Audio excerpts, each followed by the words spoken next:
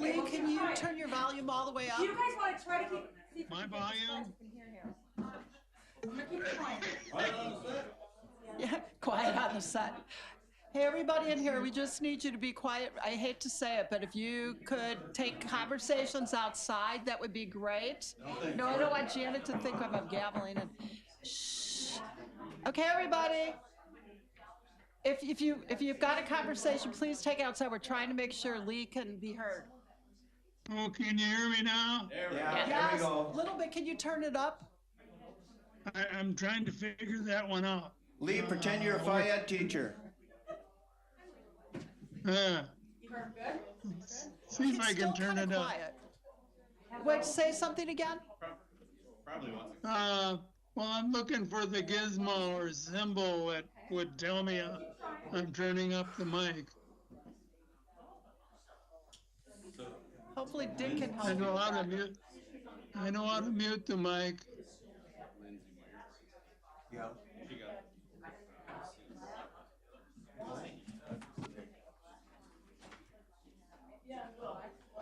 Until I figure out how to. I can Dick, hear how you. do I Oh, turn up good. They're the turning mic? you up. Can you talk again? Dick, will you turn me up? Yeah, Lee, it's not on your end. It's in the control room. All right. Everything for you is fine.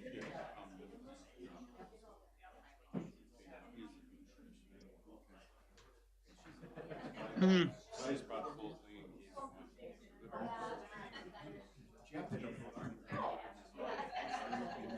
Oh, no.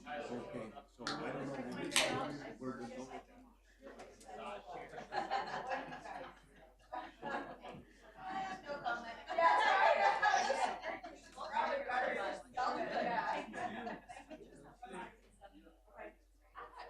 It's up to you. Do you? Well, you can leave me on the phone. I know I was an alternate, but it shows in our paperwork that it doesn't say alternate. Oh, we asked her to fix that. We'll make sure that it does. Yeah. And I usually, a lot of times, just so you know what's going on. Oh, absolutely. That's why I don't go there. I usually just. All right.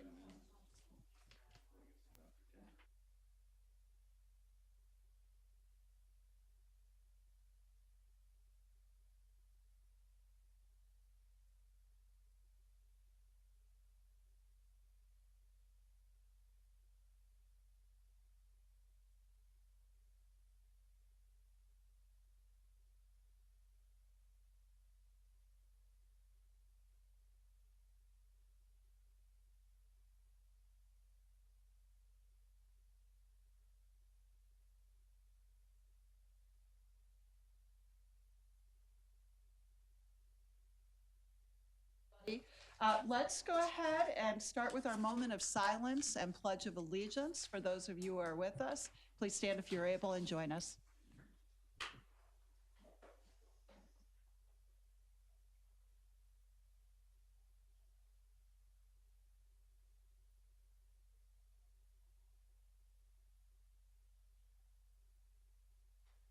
I pledge allegiance to the flag of the United States of America and to the republic for which it stands, one nation, under God, indivisible, with liberty and justice for all.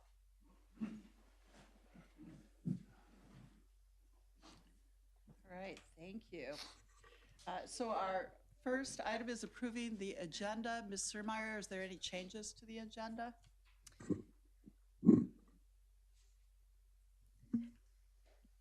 There is a duplicate item for K4 and K6, so we can remove one of those items. I think we want to remove K4. That seems to have just been redundant. I believe just had a technical error as we were doing updates and edits to the appointment agenda item. Yep, the software seems to be generally working well, but every now and then there's still a little glitch, right? Yep. Okay, members, looking for a motion to approve the agenda with the elimination of the duplicate item K4. So move. Second. Great, thank you, Commissioner Bertram and Commissioner Persky. All in favor signify by saying aye. Aye. Aye. Great, Lee, we can hear you now. Thank you. Oh, you'll be sorry. Never. Commissioner Lenzmeyer, it's good to see you. I'm glad we could make that happen. I was concerned this morning. All right. So we're I gonna was keep concerned moving. this morning as well. Yeah, we'll keep moving. Consent agenda. I don't believe there was any additions to the consent agenda. There are a number of items on here. I know Commissioner Bertram, you wanted to make a comment about one of them. Does anybody have anything they want removed at this point? Madam Chair, E3, I'd like to have removed. Okay. All right, let's remove E3. Any other items? Seeing none, looking for a motion to approve the consent agenda with the exception of E3. We'll go ahead and do that right after. And if I can just make this Yeah, comment, I let's get said the I'd motion. make. Let's get the Got motion it. in the second and first, if that's okay. Yep. Did somebody make a motion? Nope. We Then need a let me do that again then. All I'll right. make a motion. Excellent. Thank you, Commissioner Bertram. Is there a second? I'll second it and maybe just make a comment on, And if you're okay with it, before you do that, let's let Commissioner Bertram do his, and then you make yours. okay. What I shared with during the legislative thing, I just want to quickly acknowledge the report. Again, when we do these things on the consent agenda, the emergency service operations plan that Aaron Hughes does, again, as I shared with the legislators, a lot of the people, and I didn't know the detail of this until I'm a commissioner, how much work they do and how prepared they are with a very minimum budget. And it's great, and we need it. We all rely on it, and I don't want to just approve it on the consent agenda without noting that. So thank you, Aaron, and your department for what you do and being prepared for disasters all throughout Stearns County, which is a big county. Amen. I mean, it is very impressive, and I know that we were very unfortunately the first in Minnesota that had an active shooter in our state. We were the first county that had experienced H1N1 all the way back then, and it was because of the incredible work even then of everybody working together. It made a difference, and I'm sure at least later under issues by commissioner, we might even talk about some of what we heard when we were in Sonoma County, Commissioner Persky, because it reinforced those very same points. Yeah, Commissioner Clark, yeah, as far as working together, absolutely, how important that is, and it's not just Stearns County, and it's not just the Absolutely. Sheriff's Department. You know, we have all the local jurisdictions that Yep. work cooperatively, the counties that work cooperatively. And so having experienced the fire and explosion up in Sartell, we had 95 agencies helping us with that whole ordeal. So, Aaron, thank you much for what you do and keep doing it. Ms. Hughes, you can almost see we'd love to have talked about this as a separate agenda item, but kudos, right? Thank you. Commissioner Notch. yeah, I was just gonna mention on E6, I did reach out to the attorney's office. I noticed there's one small city that wasn't included on there, and they'll be reaching out and checking. I'm guessing that might come back at Excellent. a later date. That's great. That's good. All right, members, seeing no more discussion, all in favor of approving the consent agenda item as amended, signify by saying aye. Aye. Aye. I could see you not, could you hear him? Okay, good. Any opposed? All right, it's approved. Thank you. Item E3. Commissioner Bertram. Just, I don't want to talk about it a lot, other than I don't support it, and I didn't support it at Tri-County, and don't support it here, and I didn't want to approve it on a consent agenda item, because in the roll call, I'm going to vote against it. Okay.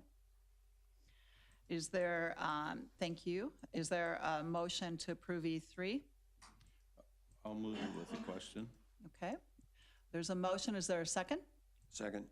Thank you. There's a motion and a second. Any further discussion?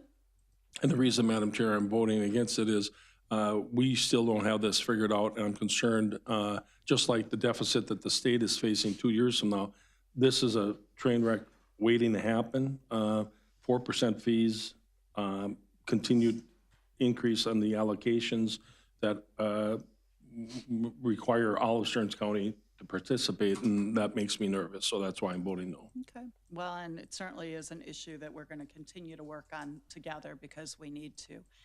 There's really not a lot of great solutions out there. So the executive committee actually just met about this, and I think we're going to be coming back with a recommendation of a strategic planning group or a Plan B group, as it were. All right. There has been a motion and a second to approve item E3. All in favor signify by saying aye. Aye. Aye. Aye. Opposed, same sign. Aye. Roll Aye. call. Commissioner Bertram, No. Commissioner Persky, Nay. Commissioner Notch, Aye. Commissioner Lenzmeyer, Aye. Commissioner Right. Clark. Oh, aye. It passes 3-2. Thank you. All right, so we are now going to move to Public Works. Ms. Tyke? Good morning, Commissioners. My first item F1, is found on page 154 of your agenda packets.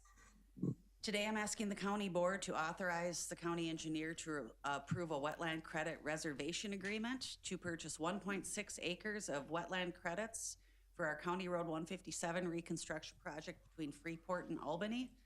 A portion of those wetland impacts are not covered by the state road bank that is run by Bowser because the impacts are related to 0.84 acres of fill in a wetland that is a berm to create a stormwater treatment pond. And while those stormwater treatment requirements are because of those safety improvements, Bowser has made the determination that that amount is not eligible to come out of the state wetland bank. So the total cost to the county for this will be $155,053.92. As you may recall, County Road 157 is being funded with local option transportation sales tax dollars. So that is how these wetland credits will be financed. Members, this is clearly one of the things we talked to at our legislator meeting ahead of time. Jody, we appreciate your education and advocacy. This whole thing can be very frustrating. Having said that, looking for a motion to authorize the county engineer to approve the wetland credit reservation agreement. So moved. Thank you, Commissioner Notch. Is there a second? A second. Thank you, Commissioner Bertram. There's a motion, a second, discussion. Madam Chair. Yes. As you said, we talked about this with the legislators, and again, from the public standpoint, we're forced to do this. It costs us money. We have no choice. And so that continued frustration of when we look at budgets and we do the truth and taxation, everything, so many of these things have that ripple effect that we're being forced to do it. We have no control of it. We have to pay for it. And it all adds up. And this is a prime example of it. And Jody did a good job of sharing that. And the legislatures are in agreement with us. And of course, it's a complicated whirlwind that we're in. And so I'm getting a little tired of having to hold my nose on so many boats, but this will be another one. It's amazing how many things were mandated to do. And I think also for the public, I mean, you've done a great job articulating and help us articulate that the actual state program works very well. It needs to get funded, and we need to find ways to not have to come back and fund projects like this in this particular mechanism. Madam Chair, Commissioner Bertram, I'm getting tired of bringing you things that you have to hold your nose on Yes, as well. we know. That's probably why we're able to hold our nose, right? Commissioner Anybody else? Bertram, I do Commissioner have a nose Persky? clip, and maybe I should. Maybe you should bring that, yeah. But, Jody, yes, thank you for that work. And, you know, the public should know, I think we're paying about $90,000 an acre on this mitigation. 90,000 an acre plus state filing fees. They Right. have some administrative fees that get added onto that as well. And that's an area we've worked on over Which is the also years. crazy. Yeah, and we need to get that changed, so we'll continue to work. Continue, yes. All right, I think we're ready for a vote. All in favor of the motion, even if it is reluctant, please signify by saying aye. Aye. Aye. Aye. Opposed, same sign? All right, the motion's approved. Thank you. My next item, item F2, is a continuation of a public hearing that the board began on October 1st. This is to consider amendments to the Land Use and Zoning Ordinance 439 related to utilities that are placed in private easements outside of county road right-of-way. As you may recall, there were several comments opposed to my original proposed language, and those were submitted for public record at the time that we began the public hearing. So since that public hearing, we have considered modifications that have been submitted to us, and the proposed modified language is found on page 161 of your agenda packets, but just a little bit of history and not too much. These are large transmission poles, and this idea was sparked by the fact that a couple of other counties, or several counties in the state, have ordinances like this, and obviously having to pay $2.7 million to relocate an Xcel Energy transmission line as part of our County Road 2 project. Now, this transmission line, obviously very important. These are large poles, but the county ends up paying for the design of this, obviously all the construction costs, and we are working with Xcel Energy to get those relocated in time for our construction to start on County Road 2 south of Cold Spring this coming spring, early summer. So again, very costly, but in an effort to compromise, because realizing that if these costs fall on Stearns Electric, Great River Energy, Xcel Energy, a lot of those costs, if they are extreme, are just going to get passed on to Stearns County taxpayers who are their customers. So in working with a few of the providers, we came up with the proposed language that the utilities shall be placed within county highway right-of-way, or if not, after meeting with the county engineer, the utilities could be placed outside of that easement as long as they're placed outside of a 42-foot construction clear zone from the center line, or they should be placed outside of proposed future county right-of-way. In most cases, that's going to be a minimum of 50 feet from center line on a reconstruction project. As part of this process, I think communication has improved between the county highway staff and the utility companies. We plan to have an annual meeting with anybody who has utilities within our rights-of-way or adjacent, so we can plan a little bit better together. We may look at this spring, when we update our road program, changing that from a 5-year into a 10-year road program, understanding that beyond year 3 probably, there's always going to be some movement as priorities change and other things come up. In this case, we may need to go out and purchase right-of-way ahead of when we're ready to do so on a reconstruction project, which means we'd be going out twice. But again, I think overall, this will end up saving all of Stearns County taxpayers money, because we won't be paying for those relocation costs, and their utility companies will not be passing costs on to them. Are there any questions? Commissioner Bertram?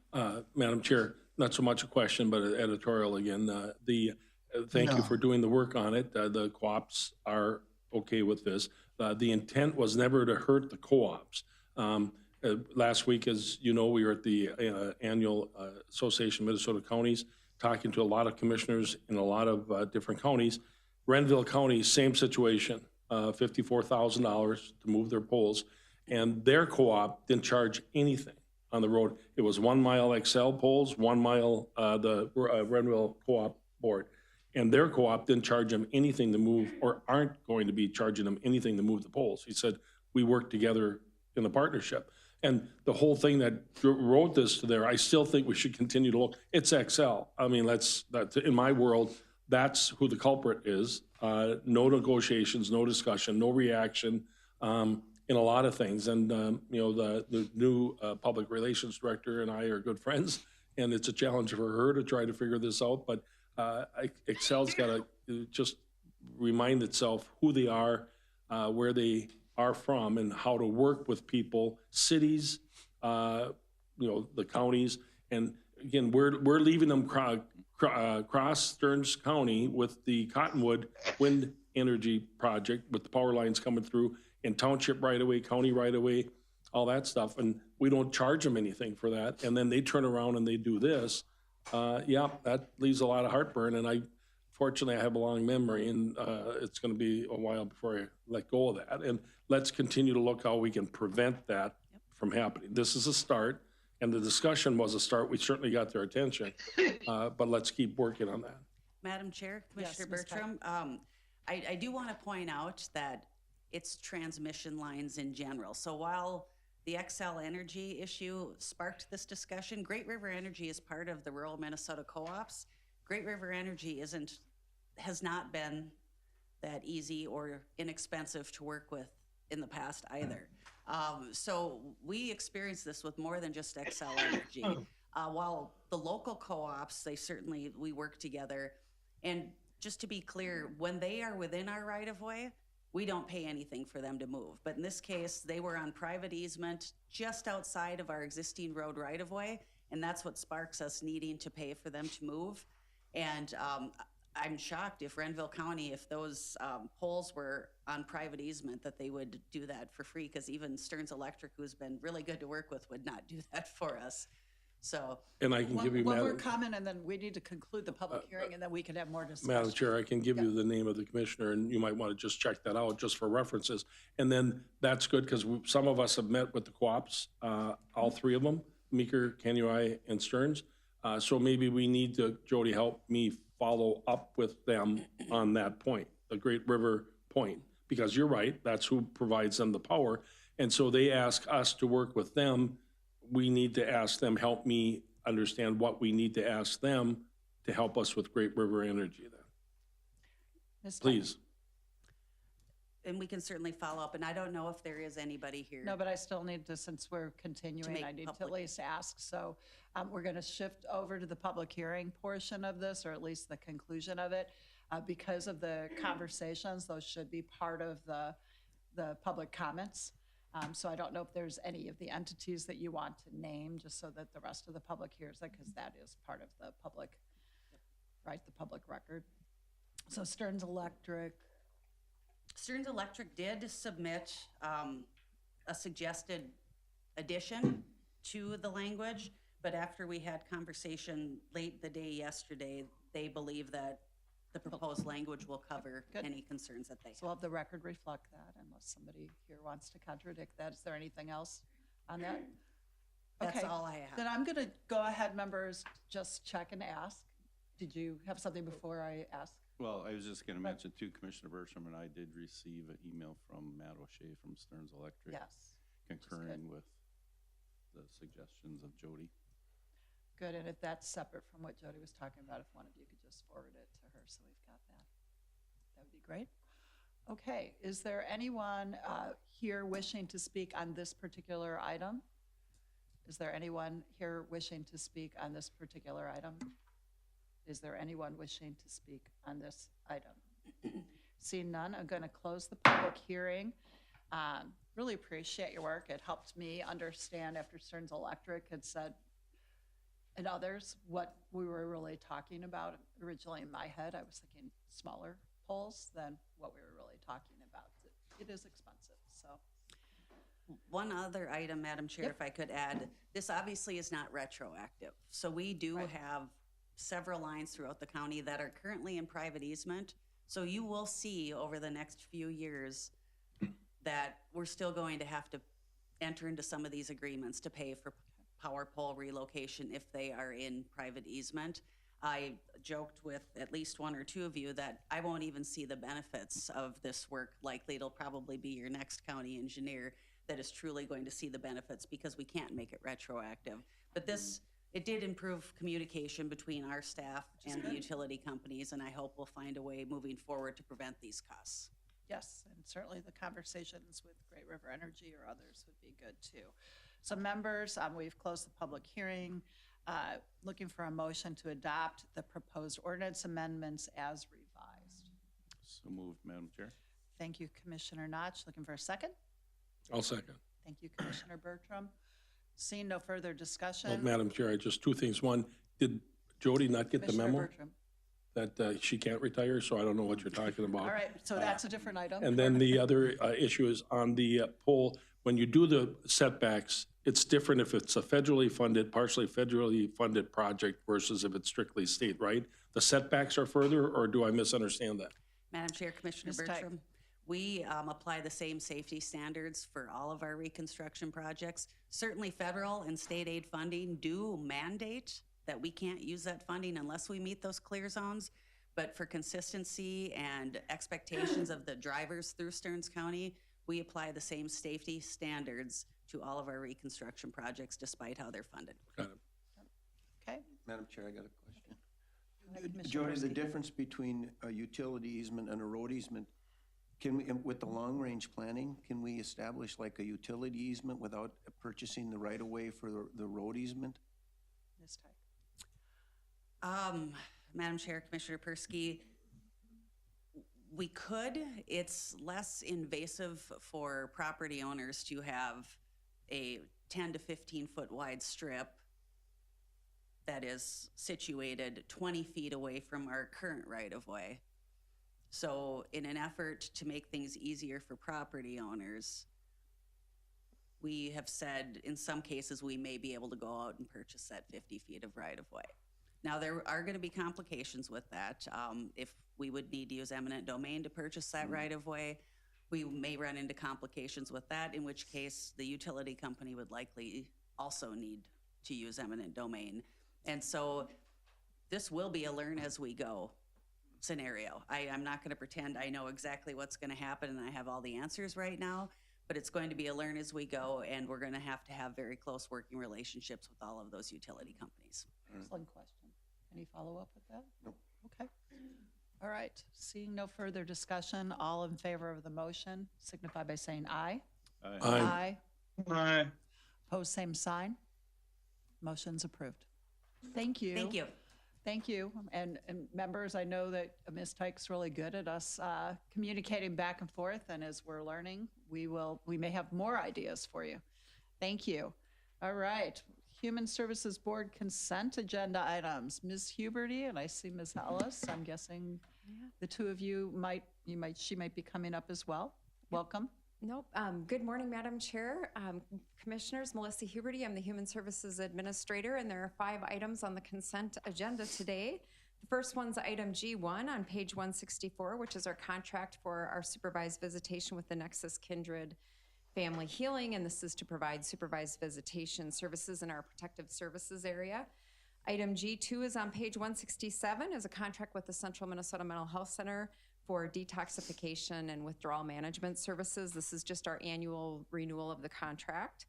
Item G3 is on page 168, and that is to accept the PATH grant, which is acronym for Projects for Assistance and Transition from Homelessness Grant, and it's agreement with our community mental health center, so our 4-county initiative.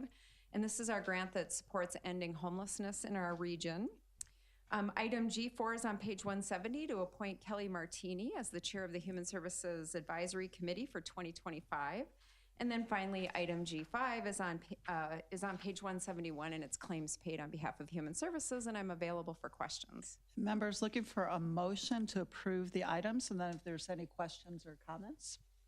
So moved. Thank you, Commissioner Notch. Is there a second? Second. Thank you, Commissioner Persky. Questions, comments? Commissioner Notch. Yeah, thanks, Madam Chair. So Melissa, like on G1, where, they make the comment that even at this rate, they're losing money. So what keeps them afloat? Madam Chair, Commissioner Notch, this is a situation that almost all of our providers are in, that the rates in which they're paid barely help them. So many services will try to help offset some services with other services that have a higher rate. So what we're trying to do is just trying to keep our services afloat, but everybody's asking for astronomical increases in rates across the board, just about. Commissioner Notch. Thanks. And maybe I missed it, but do they, is there a mechanism then to determine the effectiveness? Like, do the same people keep coming back, or is it, or do they, how you determine if it's successful or? Madam Ms. Chair, Huberty. Commissioners, Commissioner Notch, we have outcomes for every contract, plus we have a contracts area in Human Services that helps to work with the program area, the divisions, to make sure that there's quality services, but there's outcome measures, and many of these service providers do have, like in the case of the supervised visitation, it's kind of easier to see whether it's working or not because we're there. Facilitating. Yes. Getting this set up. Okay. Yes. But we do that across the board with all of our contracts. And in the case with that one, I mean, part of it's because it's court ordered. Correct. No matter how Right. good the contractor is doing, it may be for years, Mm-hmm. right? Yes, exactly. Okay. Other questions or comments on this? Otherwise, we've got the motion to approve the consent agenda, Human Services consent agenda items. All in favor signify by saying aye. Aye. Aye. Aye. Pose same sign.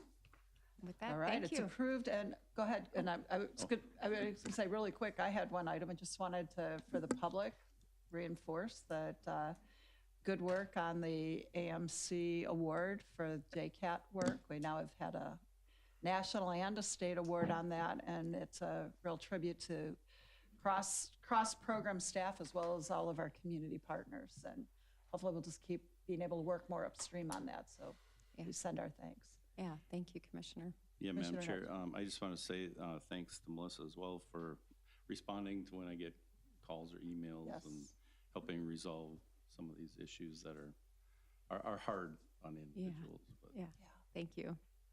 I'll echo that comment Commissioner too. Person, yes, it really is helpful. A lot of times when they get to us, they're just so frustrated, and Yeah, it's hard. Yeah. So thank you. all right. All right, well, please thank your staff. Thank and- you, I will. And thank you for meeting with our legislators. Hopefully, I think some of them got what we need to be working on this Yeah, session, no, it's so great. thank you. All right. All right, next item is Auditor-Treasurer. We have two items under here. First will be conducting the public hearing on ordinance number 684, imposing a Stearns County sales tax and use tax. I'm going to turn it over to you, too, Yeah, Mr. Schweifels and Ms. Uch. As we all know, the referendum on the sales tax passed. Now we're required to do an ordinance, send to the Department of Revenue. So we need to hold the public hearing on the ordinance. And I have Sarah Uch with me, the County Finance Director, to help answer any questions. Did not get any written questions from the public, so I'll turn it over to you to open the public hearing. And certainly with the information, this is for the public, this is just something that's kind of a performance requirement. Procedural, yep. Yep, procedural. So with that, I will go ahead and open up the public hearing. Is there anyone wishing to speak on this ordinance? Is there anyone wishing to speak on this ordinance? Is there anyone wishing to speak on this ordinance? Seeing none here, did you get anything through email or? We did not. Okay, all right. Then I'm going to close the public hearing. And members looking for a motion to impose this, to approve this ordinance number 684. And this would then, we'd send it to Department of Revenue and we'd start collecting in April. April 1st, right? Okay, So moved. thank you, Commissioner Persky. Is there a second? I'll second. Thank you, Commissioner Bertram. And Madam Chair, Commissioner again, Bertram. for the public, just a clarification, there was a lot of misunderstanding on this. The tax is when we set the amount, when we define what the building's going to be, that amount, when the amount is raised, it ends, or the 30 years, it ends. Because there was some perception that this will go on forever or be renewed. I've said, well, yeah, it could be renewed if another board goes back to the legislature and they try to do that, but it would be a separate, it wouldn't be a renewal, it would be like creating a new one. Right, And this will again, be done, and we're hopefully it's talking done in the 25 years from the now. 30 years, because otherwise it would be finished on levy, and that's not what we want. Yep, all correct. Mr. Schweifels. Obviously, we're gonna issue bonds, and once the bonds are paid off with the proceeds, or we have enough proceeds to pay the bonds off, it'll stop, or 30 years, whatever comes first. And right, there is no intent, and certainly renewing it would take the whole process over. We have to go to legislature, we'd have to have the board approve it, it'd have to go back to the voters, so that's probably most likely what's Right. gonna happen. And truly, you know, for those who came to any of the public meetings, as Representative Perryman said earlier, they heard those things, but sometimes it's hard to keep all of this information in their heads, right? And a lot of people weren't there. We had a lot, but we didn't have everyone. So good point. All right. Seeing no further discussion, all in favor, please signify by saying aye. Aye. Aye. Aye. Opposed, same sign. All right. The motion is approved, and you'll let us know when you get that back from the state. Yeah. Okay, item number 2, election review. So I have with me today Laura Laudenbach and Roxanne Garretts, Welcome. Good morning. our election director and election supervisor. And we're just gonna kind of do a little recap of the 24 elections. Certainly you can ask questions as you go, relatively informal. And as we click through a couple of slides here, one. And for the public, this is also in the agenda packet as well. So this is the election team. Obviously, it takes a lot of people to put on an election, and you can see the number of departments and people that are involved. So they all did a very good job. We're very thankful for all that support that we've given, including the support that comes from the county board. So thank you and appreciate all that help. So this is a timeline of the election. Certainly these are the major things that happened. Started with the presidential nominating primary in March, then of course filings and all the testing and all the prep and absentee balloting. We have the primary then in August, and then of course the general election in November. So, and then the post-election review and all the stuff that comes after that. So a very busy year for the staff, and thank them for all their help they've done on that. We did a fair amount of community outreach. We were on the radio a number of times. Also did a couple board presentations. League of Women Voters, we worked with them on a presentation. They've been very helpful to work with. And then a lot of different press releases. A lot of them are required, but we also did a lot that were not required. So trying to keep the public informed of what's going on to give them comfort and understanding of the whole election process. I'm going to turn it over to Laura now. Okay, so for our results, oh, that's loud. The election turnout for the general presidential election, Stearns County had an 81% turnout. As compared to the state, they were at 76%. So with all of the election day registrations, we ended up with 108,000 voters on election for the 2024 general election. Compared to 2022, which was the governor year, there's only a 66% turnout. The state had a 61% turnout in 2022. Our registered voters were just a little bit lower at 99,000. And the persons voting on that election were 65,792. So for comparing just presidential elections, 2024, again, we had that 81% turnout. 2020, there was an 84% turnout. The state in 2020 had a 79%. And then you can see 2016, 81%, so it kind of matched 2024 to 2016. And then 2012, which was a little bit lower, that one was only at a 77% turnout.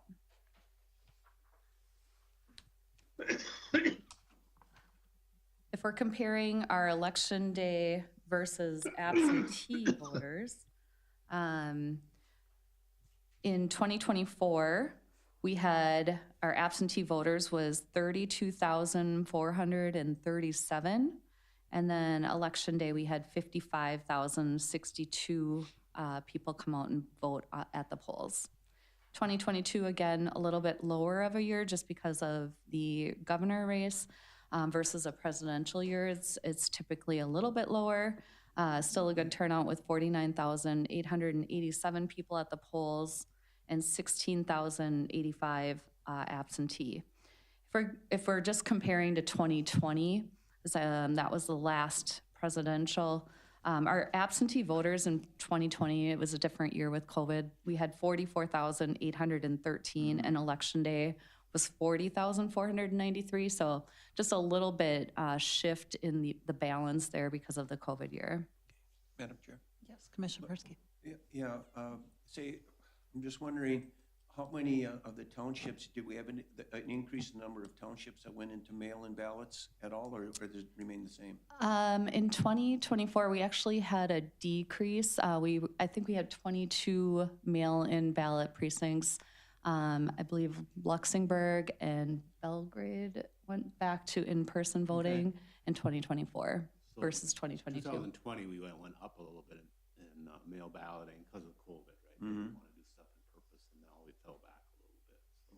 Yeah, I think you've got a slide that'll show us kind of the mail and the early in-person too. Yeah. You know, I think the big change we're seeing this year is so many more people in-person absenteeing.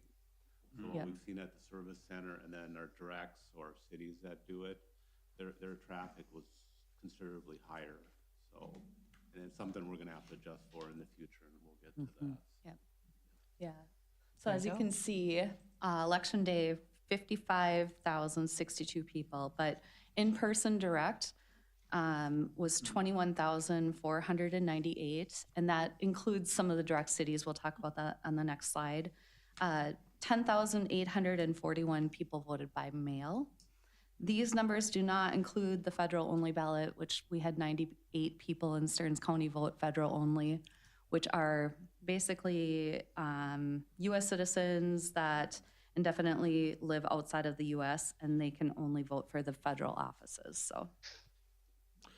Madam Chair, Laura, I'm sure this is simple, but I didn't have enough coffee. So the 55,000, if you minus the 21,000 that voted in person and the 10,000 by mail, where's the difference of that? The 31, the 24,000. Yep, so the 55,000 is our election day, and then the absentee in-person, direct, and mail are considered the absentee numbers. So that would total, plus the 98 federal only, should total that 32,437. Yep. Got it. So in the next slide, we'll talk about our direct voting locations. We've had direct voting locations since 2020. However, we did decrease. Waite Park used to be part of direct voting, and because they're located so close to the service center, it didn't really make sense for them. But this year, direct voting was 18 days versus 7 in 2022. I believe in 2024, it might have been 14 days, but we had quite a great turnout at the service center with 6,425 people for the direct voting the 18 days before the election. And that was a legislative change as of 2024. So we were able to do 18 days. And then the Lake George complex had 3,954. The rest of the locations, so Melrose, who had all of Stearns County ballots, Cold Spring just had their own city. The rest of them just had their own jurisdiction. Paynesville, Sartell, Sauk Center, St. Augusta, St. Joseph. They were only open 7 days, and you can see they had a pretty good turnout for just those 7 days. Commissioner Persky. Yep, and on the 18 days at the service center and at Lake George, how many different ballots were available? There was approximately 150 different ballot styles for Stearns County. And that was all, so they had all of them. They had all of the ballots, and same with Melrose. They had all 150, approximately 150 ballot styles available. I don't think many people realize the challenge that is to have those available on the process. Yeah, lots of school district splits. So, like St. Wendell Township, for instance, they may have, I think they have like four different ballots just in that one precinct. 2 congressional races. Right. Yeah. So actually, a total between St. Wendell P1 and P2, they each had 4 different styles. So, so a total 8 of different, 8 different styles of ballots in their polling place. Yeah. And then while it was smaller, there was still people from St. Cloud on the east side that were coming to look to vote, particularly at Lake George, that were told they couldn't do it ahead of time, and hopefully that'll get fixed by the next time we do this. Sounds like Sherburne's ready. Hopefully Benton will be. Yeah, St. Cloud does such a great job, and we work with them. Yes, they and do a it's very good job. cooperative, and, we make it very easy for Sherburne and Benton if they want to do it. Right. Really. It's just a few dollars to share costs, and we can handle it, right? Yeah. So. Well, and they did, I ended up voting early in person at Lake George, and just seeing all the file cabinets was pretty crazy. And it was, they expanded the space for the last week and that last weekend, but they're probably going to need to look for additional space, just like we're going to have to, right? Go ahead. All right. We're going to talk a little bit about election night reporting. So there have been some legislative changes where ballots can now be dropped off until 8 p.m. Prior to this election year, it was 5 p.m. So with that late drop-off, it does kind of give us a compressed time frame, which may delay results on election night. So As results from each direct voting location are read into the election net reporting software, we make sure that we know what should be on each thumb drive, and so we make sure that everything is accumulating correctly before we upload them to the Secretary of State's. Results cannot be displayed until votes are reported. There's two different buckets. We have an absentee bucket and an election day bucket. The system won't post anything until it sees that there's results in both buckets. The majority of the results are displayed at once versus smaller batches, and that's due to the compressed timeline where all ballots can be dropped off at 8 p.m. When it was at 5 p.m., we had those 3 hours to absentee ballot board and open those before the 8 p.m. Now anything dropped off, we can't report any absentees until they're all in that bucket. So what we're seeing is that our first upload is higher than what we've seen in the past because we have that 8 p.m. drop off. So I don't know if you guys quite understand that. In the past, we used to kind of just trickle results in, right? So once you have both the absentee and the election day, then you report them, right? Well, because absentee is taking so long, by the time we get absentee done, we have a whole bunch of election day polling place results. And so now you're seeing, I think our first upload was 70 ballots. 70%. Things. Yeah. So it was a whole bunch, and it's a little bit later because we're doing all that other work. So, Well, and it sounded like that might be one of the changes to be considering undoing, perhaps, just because of how hard it. we certainly would like it to move back to 3 o'clock. Right. I'm not sure, the success in that, Right. but there's a lot of things that need to happen election night, and you're throwing another wrench in it, And we I know saw some challenges in a couple counties with, at least with that, there right? was, and the pressure's so high on getting results out timely and accurately, and I'm on election night, I'm very cautious on what I say to staff and where I go, because I don't need to give them more pressure than they have already. Right. So it's Right. when you have that can cause mistakes. So. Commissioner Persky. Yes, Randy, but we're not denying anybody that has an absentee ballot then the right to drop it off. If you had that deadline at 5 o'clock and they didn't drop it off, they could still come in later in the evening and vote live on a regular election, could they not? If they could make their time, if it changed back to 5 p.m., they would still have 3 hours to go to their polling place. They could not vote at the service center unless they were in a mail ballot precinct, because our location is the polling place for mail ballot precincts. Okay. So they would So have the they could- but they opportunity could go to to their vote. polling place. Yeah, so they would have the Okay. opportunity. So it's not like we would be denying somebody the right to vote. Correct. Okay, so after each election, we do a post-election review. In addition to all the testing we do up front, after the election, we do a post-election review. And what that is, so at the canvass board for the general election, the precincts are randomly drawn by the canvass board. The number of precincts that we review is based on the number of registered voters in our county. So anything over 100,000, we would need to do more than 3 precincts. Now, the registered voter count isn't what, from the general election, it is based on like the May 1st registered numbers. So as Laura mentioned, we had 108,000 registered voters on election day with the election day registrants. But the number of precincts is based on the May 1st voter registration numbers. So that's how we got to our number was the three precincts which were polled was Collegeville Township P2, the Sauk Center Township, and St. Martin Township. The post-election review is a hand count of the ballots for the U.S. President and Vice President, the U.S. Senator, the U.S. Rep, District 6 and 7. In a governor year, it would be the governor and the state legislators. The post-election review was 100%, with the hand count totals matching the machine counted totals. During that count, though, we do if there is something that is off. So, for example, St. Martin Township and Sauk Center were right on. When we got to Collegeville Township, there was a slight change, and that was based on the voter intent. So the marking on the ballot, this might be a little better slide. So as you can see here, there's a target area that the machine reads. And so that mark was outside the target area that the machine counts. And so when we're hand counting those ballots, or I shouldn't say we, the election judges are hand counting their ballots, this would be a voter intent situation where they would need to determine, did that voter really mean to vote for, this candidate?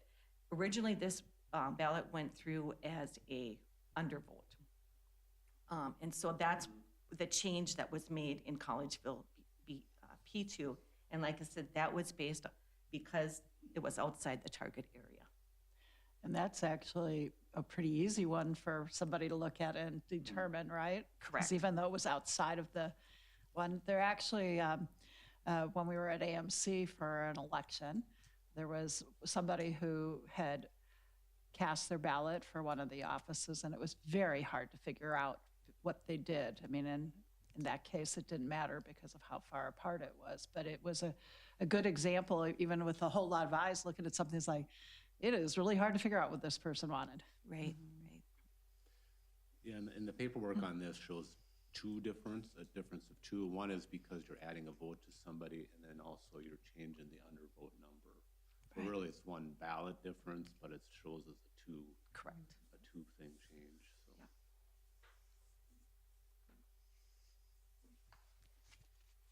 All right, so as we know, there's a lot of moving parts in an election, and so we want to talk about some of the situations that have come up. So as you know, in Scott County, there was an audit found that 20 missing ballots were in the Shakopee precincts were apparently discarded or thrown away in the secrecy envelope. And a lot of this is what we have read through the media.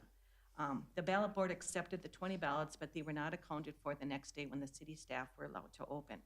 Now, for Stearns County's process, I just kind of want to go through that a little bit. So Stearns County administers the absentee ballot board for all ballot locations. Some counties choose to designate the cities to do their own ballot board.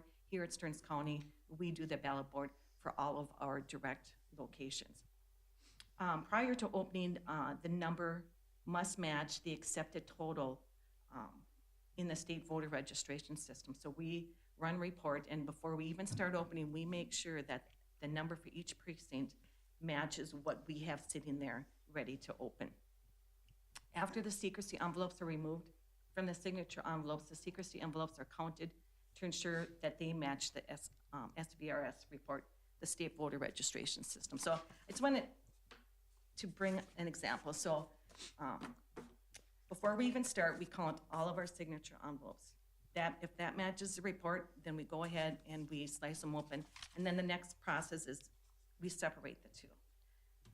Once we separate the two, we again go through and count the secrecy envelopes to make sure that that still matches up with the report. So, we feel we have a lot of checks and balances in it. So, not only do we just check it once, but we go back and double check and triple check. So for example, once we open them, we will count the ballots before we bring them over to our central count to be tabulated to make sure that they still match up with the number that we're supposed to have from the state report. Madam Chair, on that point, I'm curious, one, did it not match once? Or hypothetically, if it wouldn't match, what would you do? I'm just curious. Everything stops before we move on. So in a situation the way I believe what happened in Scott County, if they were still in... And this was the city of Shakopee. Right. If they were still in the secrecy envelope, we would have caught that before we even moved on to opening. And so, if we find that we're off, we stop and we check everything. We don't discard anything. We save the signature envelopes. We save the secrecy envelopes for 22 months. We don't discard any of that stuff. We actually even retain the outer envelope as well. So we save everything for the required 22 months. So I Mr. haven't put the Schreifels. slide in, and the next one's on Sherburne County. Not to say that those counties are doing bad or doing anything wrong, right? They had a slip up here. There, the city processes it and does the absentee ballot board, but Stearns County comes back to us. So after the election, we're looking at all our procedures. We're doing a debrief. We're looking at every process. We're talking to all of our people, including the clerks and the head judges, to make sure, okay, is there anything we need to change or adjust? And this certainly was an area that we wanted to look at to see our understanding what happened there versus what we do. And so that's what you're hearing here. Now, we know the election people in Scott County, they're very good people, very competent. So, you know, it's unfortunate what happened in the city of Shakopee, but I think our procedures that we looked at, I think were pretty sound, and hopefully nothing would ever happen like It looked that. like the other challenge that Shakopee had was some partial reporting that night that they caught, and because not all the early absentee were, the machine just spit out a partial, and then they pulled down all the numbers and they waited and then they put them out. So they had that, but that was all I think that fixed was by in later. Sherburne County. I think No, that- Scott had Scott that happen as well. too. Yeah, okay. They had Shakopee in a couple of townships. Okay. Unlike what happened in Sherburne, though, they pulled down all the numbers, so it was pretty clear that I mean, part of what's so hard is that there isn't something right at the top that says, you might see this many precincts have reported, but that doesn't mean that all the ballots are in there yet. It's supposed to. I mean, that's what we do. I mean, that's what you all make sure. So our folks know, they should know that it's not going to happen, right? We always say unofficial until canvass. Exactly. So, yeah. I would love their website to say that on the top. Commissioner Bertram. On those envelopes, when you take the mailing envelope and you take the secrecy envelope, in reality, you don't know where they came from. We do not, no. So once these are separated, so before we even start opening, we have all of maybe Albany City. We do it by precinct, so we can match it up to the report from the Secretary of State. So once these are separated, we have no idea whose ballot we are opening. These get set aside until. Because we it's a vote private, on it's a these. secret vote. But what you do know, Madam Chair, is in Albany, 1,000 voters, you have 1,000 mail-in ballots, you have the 1,000 envelopes that they were mailed in, and you have the 1,000 ballots, the secrecy ballots, and then you've got 1,000 ballots, if that's what it was. I'm using a hypothetical. Same with that early in person. Right, yep, you make sure everything matches. And this tile, it's done every day, Right. so. Yeah, that helps. Yeah, that was actually really helpful to have a better idea. Commissioner Persky? And we go above and beyond by keeping the original outside envelope. So actually with the return address, somebody could say, did I vote? We could say, yes, you did. We know that your ballot came into the county. I Yes, like and they can also track it on the Secretary of State website. They can tell if their ballot's been accepted. Commissioner Bertram? And that would be preferable, doing it that way than having to go to a landfill and try to find them. I'm just guessing. I'm not an expert in elections, Well, but once upon a time, long you are in ago, landfills. Senator, then soon-to-be Senator Sparks in his special election, somebody actually took ballots home because they thought they didn't need them anymore and burnt them. They at least had already been counted, and I think then you saw a law change. It was not a good thing. It's like, why would you do that? We've heard those stories. It was a long time ago. Years ago. that's what keeps you up at night. That's the human, there are occasions that there's human error. Yes. And actually Sherburne County also had, in addition to what you're going to tell us about, they had a few of the early votes Yeah, that and didn't get you know, counted either. They had to right. fix that. And as we mentioned, there's a lot of moving parts, especially on election night. And so in Sherburne County, from our understanding, there was a reporting error. And what we gather is that there was test results that were uploaded from their memory card that did not clear. So in Stearns County, what we do, and we just want to point out what our process is in case any of you have questions. But in Stearns County, the election day memory sticks are zeroed out after our public accuracy test. We run the zeros tape, are run on each of the ballot counters prior to inserting ballots in the ballot counter on election day. And there is a countdown there that will tell you how many ballots have been inserted into that ballot counter. The zero report is run on election night reporting system prior to uploading the results. And as far as the direct voting location results are uploaded are run and checked prior to uploading to the Secretary of State. So with each direct voting location, there is a card in each of those machines. And so we know what is on that card. And like I was saying earlier, when we do an upload on the election at reporting system, we want to report and we make sure that that count that is supposed to be on that card is added to the previous report. So, and we also know in advance and kind of watch for that, how many test ballots are in our test decks that are run through the public accuracy test.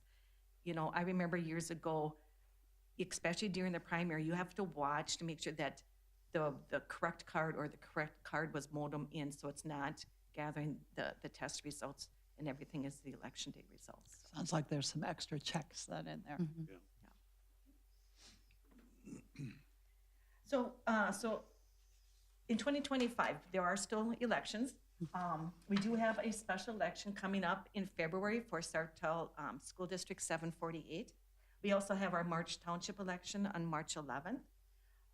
We have not had official notice yet, but it's our understanding that there will be a special election for St. Cloud Area School District 742.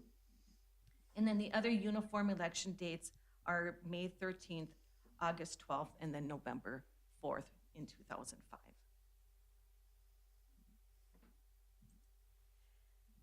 In the off-year school districts, that is getting to be more common, that we see some special elections for school districts. So if a school district election occurs in odd years and they are not in conjunction with the state elections, it is really the school district's election. However, we work very closely with the school districts with any questions or processes to make sure that everything runs smoothly. So some of the roles for the school districts are the election-related notices and mailings, candidate filing and reporting. They administer their absentee voting in their district office. They hire the election judges and they work with the cities and the polling places to make sure that those are available for them on election day. They gather the election returns and then canvass and certify the election results. Now with that, when we get notified of a special election, we like to sit down with the school district administrator and staff that are doing the election and kind of run through the processes and explain to them, you know, what they're in charge of and basically what we do. A lot of it is new to them because in a state election, it's really the cities and the townships that run the elections, and their school district races are on those ballots, so they don't really handle any of the absentee stuff when it is in conjunction with the state election. So for our roles in a special election, we help with that. We do the ballot preparation, the absentee voting, we train and any support that they need. Stearns County is the absentee ballot board for any of the special school elections. We do any of the programming and testing of equipment. Now, for example, with 748, you know, we are inviting them over to the service center to help us with the public accuracy test. We just feel that that's important for them to see that process.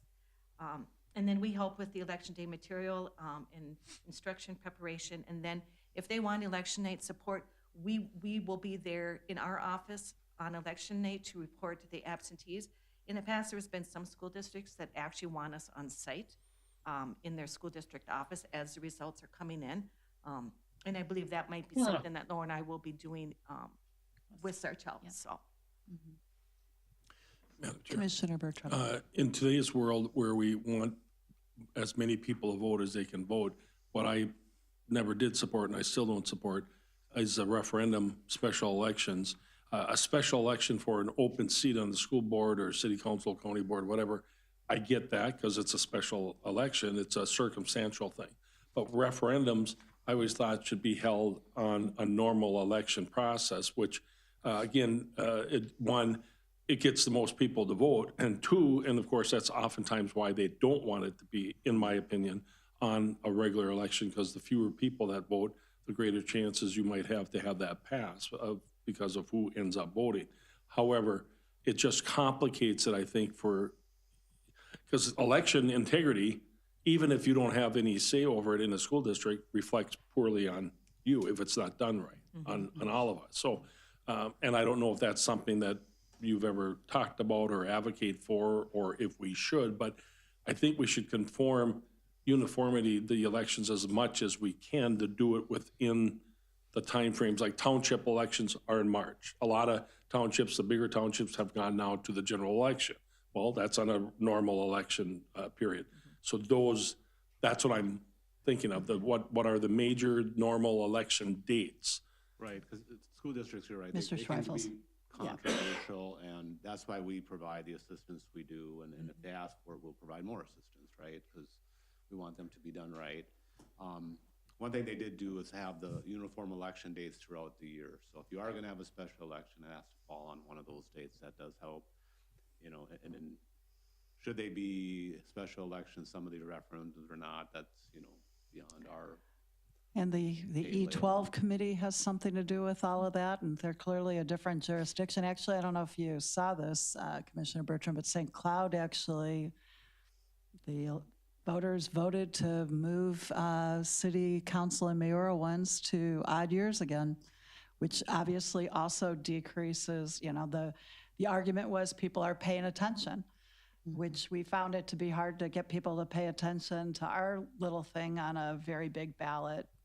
I'm just trying to say what are some of the other reasons why somebody might want to do it. I personally, like you, prefer them to be, I think it's odd that townships don't do them at the same time, but That's a anyways, great we segue digress. into our next slide here.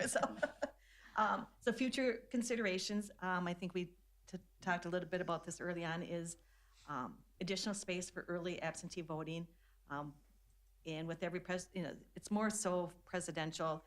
Governors, you know, we still get a really good turnout, but we also need to look at additional temporary staff for the absentee early voting and absentee voting. Now, before the 2028 early voting, that new legislation will go into effect. I think that's in 2025 here. So those are some future considerations that we need to think about before the next presidential.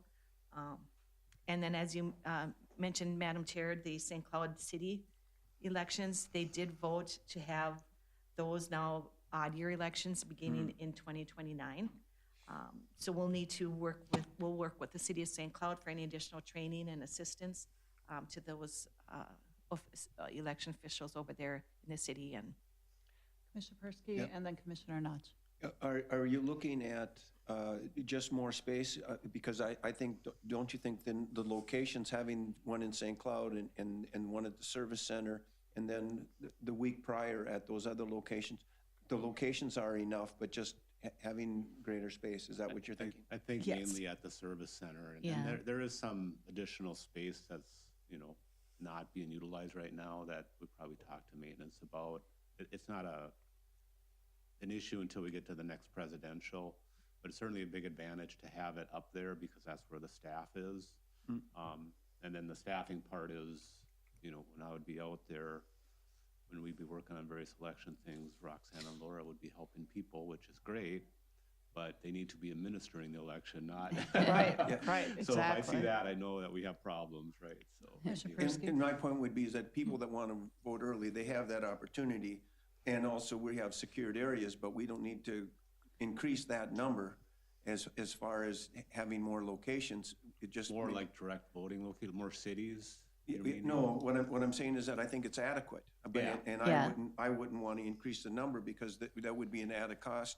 Right. Obviously that we would have, and obviously a risk for security as well. Right. And so, I mean, this provides an opportunity. If people really want to vote early, they can. Yeah, it's really the week or so before the election where it really gets very busy there. And I think some very minor changes, and we can accommodate that. Yep.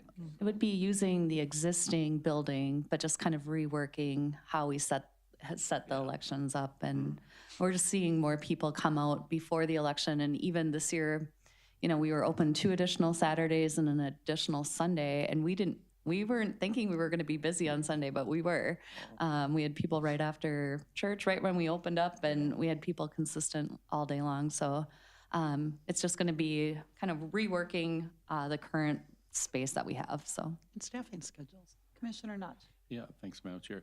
Just a question. So when you assist, municipalities, school districts, they pay for the ballots and all that stuff. You guys just basically advise them or help them run through the process? Correct. So with a special election, all of the costs for the programming, the ballots, it's all charged back to the school district, correct?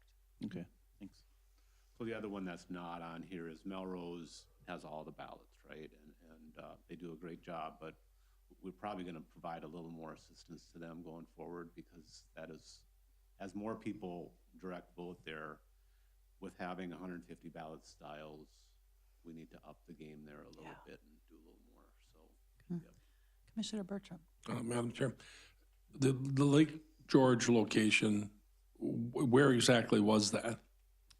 It's currently it's right next to the City Hall location. It's in the building. It's a Parks building, I believe. It's like literally the lake, it's the municipal. And the only Parks thought I building. had on that is, why didn't we do it in the city? Why didn't the city do it in the city? Yeah, so in 2022, we did have that location was located inside of City Hall. They chose this year to move it to the building outside. That was an agreement we came up with the St. Cloud City Clerk and the Mayor of St. Cloud. Because I think, Madam Chair, isn't that the only, what I would call remote location? The rest of them were in city halls or in government, like the West Service Center. And again, this is just me being me, is when you start transporting ballots from a non-governmental, it's a government building then, obviously, It is a but city building. it's kind of going from this building to that building, that always kind of gets a little, to me. And then when you do the remote, when the cities only have city ballots, that's a little confusing, because Melrose is as far away from West Service Center as Painesville is, and yet Painesville didn't have all the ballots. So people, I know, firsthand, they went to these locations thinking they could vote for everything. Yeah. And then they can't. Well, then that adds confusion to where they can, and then of course, a lot of people think, well, I'm in Zion Township, I can vote in Painesville City Hall. Well, you can't if they don't have all the ballots. Right. And having too many of those multiple jurisdictions is problematic, but having, like, Melrose makes sense. I think Painesville would make sense. Once you start getting to Cold Spring or Albany, well, then that access is 15 minutes away. You can go and vote at the West Service Center. I mean, every time I saw the West Service Center, I mean, there was a line of 75 people in the last 2-3 weeks lined up to vote. So they were doing it, and it's accessible. But the Lake George thing just kind of doesn't feel right. You think you just have to remember that's a city building, just like our West Side Service Center is a county building. And they made some decisions together with our staff. It was perfectly secure. Like I said, I voted. I went in there several different times. I think they're going to need more space. And majority again, it's of a the government voters building. at that location were the St. Cloud voters. So we worked with the clerk, and it was their decision to move it this year to that Lake George complex. It worked. It was a nice flow. It's right across the street. But we will work with him again in the next election. So. Yep, and hopefully again by next election, you're talking about people being confused, and obviously Painesville's right at the edge of the county. Melrose is in the middle of the county, and so I'm sure there were people thinking they could vote, for Meeker or a neighboring county. We have lots of communities that are in 2 counties, so some people get confused about that as well. We've tried to keep it consistent too with direct voting the last few years since 2020, and Melrose has always had all of the ballots, I believe, and so it's trying to get that message out. We were on CASM and we shared all the information a few times, KNSI and WJON, and we tried to get the information out to the public as best as we possibly can. But there's always opportunity, and I for sure appreciate your feedback on that. And Madam Chair, it's certainly not a criticism I think it's great that you are doing it in Melrose. Painesville isn't in the middle of the county because Belgrade, Bruton, certainly it's equal to, it's on the edge, but I mean, again, I'm not saying you should do it there, but if you did do it, maybe fewer places having all the ballots would make So sense. And Commissioner Bertram, we are aware that Painesville is the center of the universe. thank you.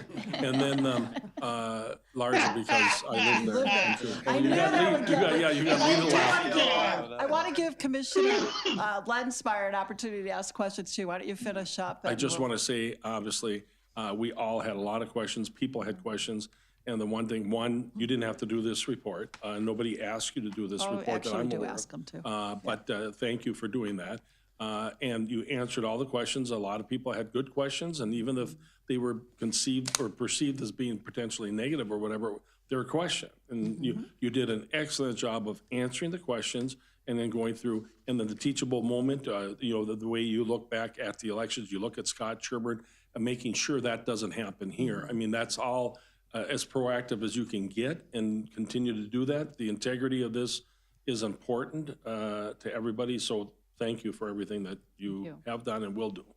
All right, thank you for having us. And I would add the speed. I mean, the speed at which the efficiency and the speed was still pretty incredible. But also, and just want to point out the number of 15, 20-hour days some of you worked. So I want to thank you. Before you all leave, Commissioner Lensmeyer, did you have anything you wanted to ask or comment on this? I was just thinking to myself that how the process has evolved over the years.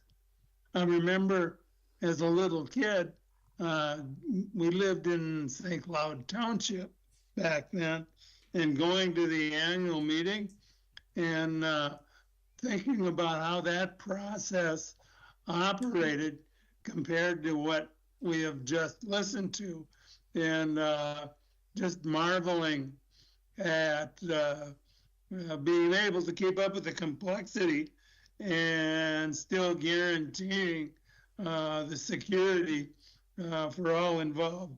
But yeah, I thought back to when my dad used to take me, hey, we're gonna go to the township hall now.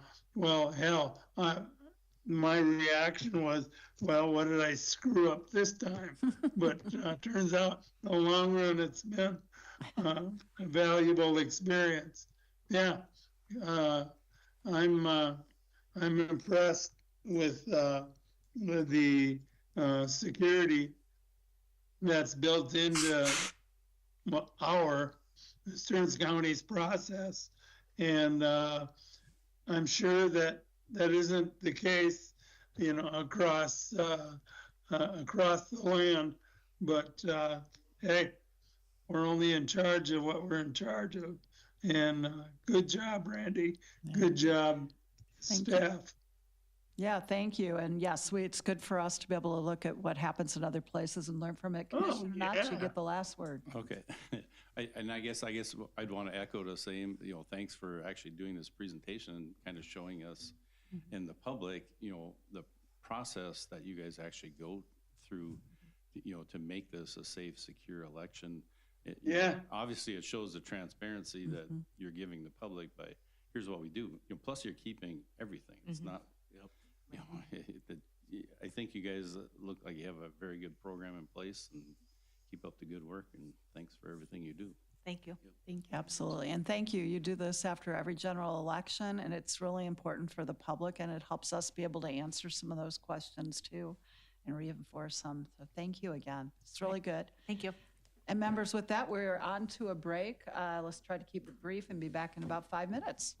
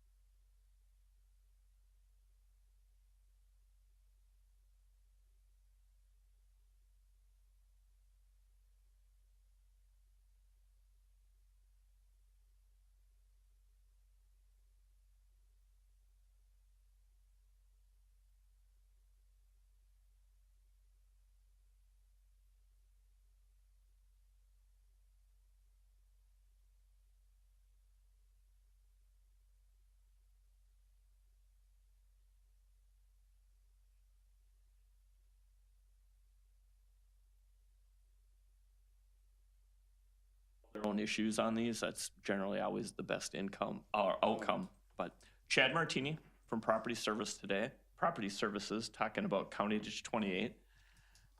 We have an obstruction on County Ditch 28. This comes to you because we haven't been able to resolve the issue yet.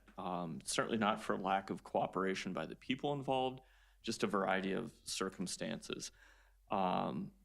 So today I'll be asking for action to formally have the Drainage Authority, which is the Board of Commissioners, declare this a formal obstruction under state law.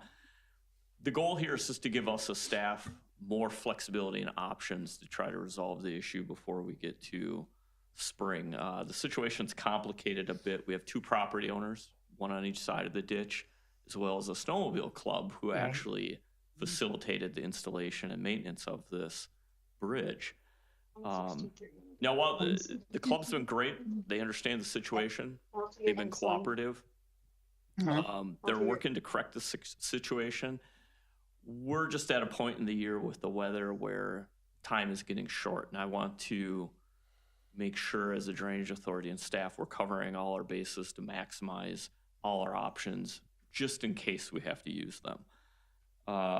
We may only get a handful of weather days to be able to act on this, so that's why I'm here today. What I'm gonna do, I'm gonna show you a couple pictures of the issues, let you kind of weigh in on what you're seeing. If you agree that it looks like an obstruction, I'll ask you to adopt the findings and order document that is on, well, it starts on page 201 of the board packet. And what that will do is it'll give us as a staff group legal authority to remove the obstruction and to potentially charge back any costs associated with the county's removal of that obstruction. And it also relieves any liability we might have if we were to damage the bridge. Again, I believe I have faith and hope and belief that the club will act on this. We're just trying to be prepared if for whatever reason they cannot. For those of you who aren't familiar with the Two Rivers area, it's extremely prone to flooding. Anything that falls in that ditch is gonna back up water and impact people. So we really are feeling pressure while we're trying to work with the club and their members to get this resolved and want to give them every opportunity to do that. It just simply can't be there for spring melt. So I'll go ahead and I'll show some pictures. Start with where we're talking about. So Two Rivers Lake is in the middle here. The bridge location is marked with a star. It's in Holding Township, just south of Holdingford. Oops. And this is a drone photo from late August showing the bridge. You can see it's half submerged. We have a lot of vegetation catching on it. The important thing to remember that we discovered with this bridge is the frame is an old tractor trailer. So from the wood down, we measured 24 inches of depth to this thing. And so when it's half submerged, you can imagine that much more underwater blocking. Here's a different view looking south. Again, this is after the water had receded a little bit, but you can still see an obvious issue here. What we're looking at here is we're looking upstream. So this is the blockage. The grass you see there is not the bank. Those are floating cattail bogs that have caught.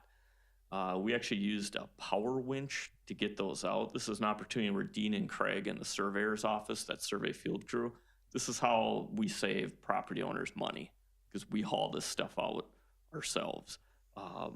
We don't have to hire vendors. The green stuff there, that's about 6 to 8 inches thick. It's mixed with twigs, branches, grass. I attempted to use a rake and take some of this out, and I decided that my shoes were not appropriate for that type of activity. Plus it was really heavy, so I let Dean and Craig work on that. Just another photo kind of looking at all that grass is actually floating in the ditch and is stuck. Those are all the pictures I had. I have like 100 more, but I think at that point, hopefully this illustrates the issue that we're talking about. It looks like somebody put a bridge caution ahead sign up too. just to clarify that it's a bridge. There is no question this thing is in the water, and even in low water, you know, it's got so much depth it's still catching. You know, again, at this point, Madam Chair, I'll turn it back to you for action. But again, this is just simply to give us the maximum flexibility to act to protect the property rights of those people who actually pay for County District 28 to keep this thing moving. We're going to continue to work with the club to hopefully give them an opportunity to get this out. But, you know, if this moves forward, if we find a good weather day, I think we're going to have to act rather than risk flooding people out. Commissioner Nudge? No, I guess I've, you know, discussed this with Chad quite a bit, and I actually did talk to some of the northern property owners, you know, and they know it. I guess I would be inclined to move the recommended action to at least. Is that a motion? Yes, to Okay, help good. them, Thank you know, you. get a resolution. Hopefully, you know, the club does come together and get it done before the county has to do it. Right, hopefully a amicable one. Is there a second? I'll second. Thank you, Commissioner. I can second that. Okay. All right, Let Lee Commissioner second. Lunsmeyer, you've seconded it. Thank you. Commissioner Bertram. Madam Chair, Chad, I mean, when they put it in, didn't they realize how low? I mean, do they need to remove it completely, or is there a way that they could just simply raise it? And that is 4 feet. the Mr. plan Martini. that's been communicated to me is Raising it? I think the delay in the timing is that one of their members is an excavator, has equipment, so they want to kind of prop it up, block it. What I told them is I didn't want to put a lot of qualifications to how they did it. I just gave them an elevation of, you got to get it this far out of the water so we're good. So we'll see where it goes with what they're able to do.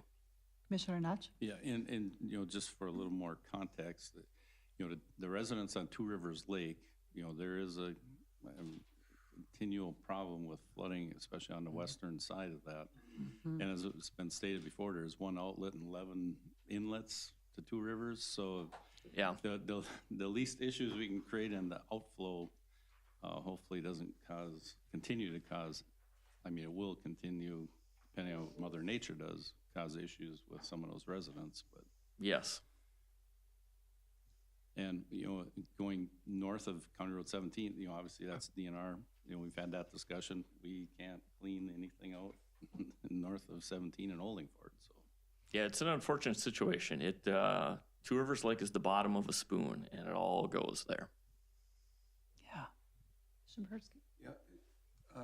Chad, and then coming out of Two Rivers Lake, isn't there a dam or a grate there as well?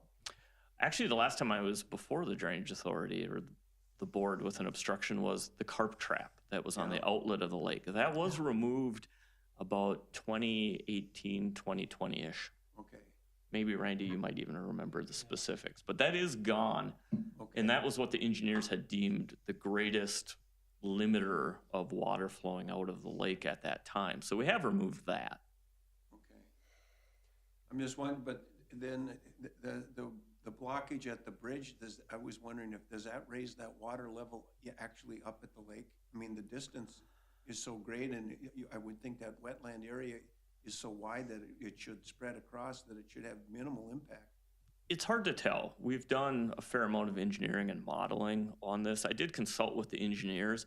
I think the easiest way I would explain the situation is all the things Commissioner Notch said about the sensitivity of this area. It's dead flat. There's just not much fall that from our legal responsibility to the property owners of County District 28 and knowing they already have an attorney related to the redetermination project, it's such a obvious obstruction. I'm not sure how we could not act. Okay. Yeah. Commissioner Nudge? And I think, Chad, if you go back a couple of slides, you can see the width of that channel prior to the obstruction and then after it, right there. I mean, look at the width of the north or right-hand side compared to the left-hand side. Okay. You know, so obviously there is some holdback as the stream, the width is wider. It's not helping. I can't quantify what the impact might be on the lake, Commissioner Persky, but, you know, usually what we're talking about with County Edge 28 is not so much that we can prevent flooding, it's usually time. How long does the flooding last?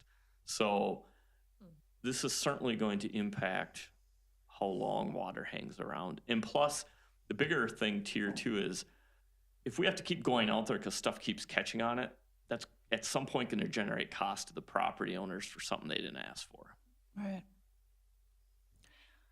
Well, it sounds like there is at least an opportunity for a solution if the property owners and the snowmobile club can come to it, so it could still be used. Not Yeah. the current version, but a version. The worst case scenario for me would be we have 6 inches of snow on ground and they're all getting geared up the snowmobile and then we go rip it out. Right. You know, so that's what we want to avoid. But again, you know, club's cooperative. You know, they understand the situation. It's, you know, we've had situations like this too, where you work with a group of volunteers in a club, for example, and, you know, sometimes it can be difficult for them to organize, you know, a project of this scale. That's true. I mean, it seems like there's a fair amount that will go into this. Well, members, we have a motion and a second to adopt the findings and order pursuant to Minnesota Statute Section 103E.07. Seeing no further discussion, all in favor signify by saying aye. Aye. Opposed, same sign. Okay, it's adopted, and obviously all of our preference, I know it's yours, is that they can figure something out so you don't have to, we don't have to come in. Yeah, if you can keep me out of your life, it'll be cheaper and more convenient for you. So that is my There you wish. go. for That's them. the message for everybody. You Thank want your Commissioners. life to be lower cost and more efficient. Don't have Chad be part of it. I'm kidding. Thank you very much. All right. Okay, we have a few administration items. I'm going to turn it over to Ms. Surmeyer. I think the first one has to do with executing an agreement with Midco for Wakefield Township and broadband. Great. Thanks, Madam Chair. Yes, you'll see on your agenda that there's an item for you to approve and execute an agreement on broadband. What we're asking right now is for the board not to take action on this item presently. We're waiting for an affirmative confirmation from our township partners before we move forward on this item. So we recommend no action at this point. Okay, so instead of actually permitting action when it's ready, this is more of an information at this point then? We'll take it as an information item. So we yeah. don't need a vote then on that. Okay, all right. We'll move to the second item. That was quick and efficient. We do appreciate all the work on that. So the thought is to be ready for the first January meeting, hopefully. Hopefully, Unclear? at this point, I'm not going to put a timeline on it. Okay. On a broadband issue, Madam Chair, the Collegeville thing, Mike's going above and beyond, and I'm going to try to help facilitate. We were at the meeting, they passed the motion, so I don't know what the deal is, but I'll talk to them and try to, it'd really be a missed opportunity if they don't jump on it. Absolutely. So, and Mike obviously is getting frustrated, which I don't blame him, but that may be part of this as well. That's my only point. And we all got the email on that, so. Yep, okay. So second item, very important, we've done a lot of work on the 2024 budget and tax levy. I'm going to turn this back over to you, Ms. Surmeyer, with regard to the resolution to adopt. Thank you, Madam Chair and board members. So here we're asking for you to approve the resolution adopting the 2025 budget and levy. This item will create a levy of $96,965,859. It will be an increase of 4.1% from the prior year. We've had a lot of discussion on this, a lot of work from the department heads, and we really appreciate their work on finding ways to provide quality services to our county and our residents at the most efficient price point. And we appreciate your guys' work too in making the decisions on what's best for your communities. And we presented this budget at the TNT as required on December 3rd. And so now the next step is for you to take approval of this item. Thank you. And for the public, close to 90% of what we do, we're mandated to do by the state. And I know that you work hard to make sure that the state too, as we all do, try to get them to be picking up their share or to resist temptation to continue pushing things onto the levy. Really appreciate it. Looking for a motion to approve the resolution adopting the 2025 budget and levy. So move. Thank you, Commissioner Lensmeyer. Is there a second? I will second. Thank you, Commissioner Persky. Since we have gotten a chance to talk about this quite a bit and see no further discussion, all in favor signify by saying aye. Aye. Aye. Aye. Opposed, same sign. It's adopted. Thank you. Really appreciate it. A lot of work goes into this. All right. Next item. We did get a chance to meet with a big group of our legislators this morning. The rest will be met with on Friday. So we would like to formally adopt the legislative priorities. Ms. Surmeyer, is there anything you want to say with regard to this? Thank you, Madam Chair, board members. Just noting that there's 14 priority items that are listed within your document. However, we are supportive of the work of our partner organizations with AMC, MRC, and MICA. And so any of the items that they're pursuing will also take in consideration for priorities for this board. So we're just asking for your approval on these priority items. Move forward. Right, and members, what's in front of us right now are the legislative ones, the state ones, not the federal ones. Correct. So looking for a motion to approve. So move. Thank you, Commissioner Bertram. Second. Thank you, Commissioner Notch. We will continue to keep working on this, and all in favor signify by saying aye. Aye. Aye. Opposed, Aye. same sign. All right, they're adopted. Really appreciate the presentations this morning as well. All right, next, adopting the resolution establishing 2025 commissioner salaries. Ms. Surmeyer. Thank you, Madam Chair and board members. Before you, you have the resolution to adopt for your 2025 salaries. This item was discussed at the December 3rd work session where you requested staff to do some additional examination of the salaries that the staff of Stearns County will be receiving so that we can be in tandem with that. We went back and did the math on that. So most staff will be getting two-thirds of the staff will be getting a 5% COLA plus a step increase. So we calculated that out and put in $48,015 for your 2025 salary based on what the staff are receiving for their salary increase for 2025. Madam Chair, what percent is that then? It'll be 9%.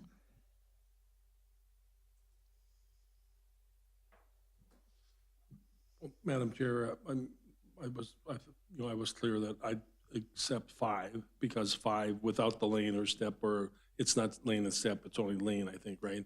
We just have steps. Steps. So, I mean, I personally, I know there was some numbers thrown out, but I'd be hard pressed to support anything beyond 5%. 5% is what the employees got without the step increase. And I have always felt that whatever the staff gets, the elected board should get. And I know you say that 2/3, I get that, but I'd be hard pressed to support anything over 5%. Additional discussion? Commissioner Notch. Yeah, and I think Commissioner Bertram and I were on the same page at that last workshop. How many, I don't know if it's employees or staff, are qualify for a step and a COLA? 2/3 of staff. 2/3 of them? Madam Chair. Okay. And I do realize, a lot of time, some of the other county commissioners have told me at AMC that they wouldn't do this job for what we're getting paid. They're smaller and they're getting paid as much, if not more. But again, part of my angst too with going up too much too fast is we just got approval for a $325 million jail project, and I know they're really not tied together, but I'd find it hard pressed to say, oh, we took a 9% pay raise after we requested a sales tax approval. I mean, I do agree we're probably one of the lowest paid counties. Not to say some of them aren't overpaid, but especially considering if they have staff. But I guess that's just my take on it right now. Is that a motion? I'll make the motion 5% Okay. increase. Is there a second? Let's just be clear on the actual. Okay, I'll amount. say second, just for discussion. Okay, so Yeah, the motion is Discussion. 5%. And that would be, what is the actual number then?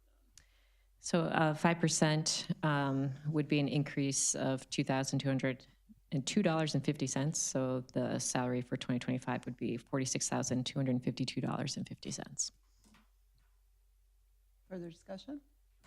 Madam Chair, Commissioner I'm just Krupke? curious, do we have to go to the 50 cents? I mean, can we, does a round number make any difference, Randy? No. Let's give the 50 cents back to the county. Usually it rounds the other way. Oh, well, And you can tell you taught FIAD as Well, opposed then to it Commissioner becomes Mergen. less than 5% Yeah. increase. So Joe, Joe, you've been spending too much time alone. And not seeing deer. I agree with the concerns that have been expressed. I also will continue to have a concern with how far off we really are. And if we can't figure out how to do this, and I hope that administration can help us, that leadership can help us with something that is more helpful to us in the future. I do think that some members have way more assignments than others, and we may have to relook at per diem or something else. I appreciate, we all are in it for a lot of good reasons, and sometimes that's just not good enough. We wouldn't do this to our staff. So we have a motion and a second. I'm going to go ahead and just take the vote because I think we already know we're all going to vote for it. All in favor signify by saying aye. Aye. Aye. Opposed, same sign. All right. So last, unless you really, Well, the only thing I want to, again, from the public perspective, what they need to understand is there's no per diems, which I'm glad there aren't per diems. I know you are.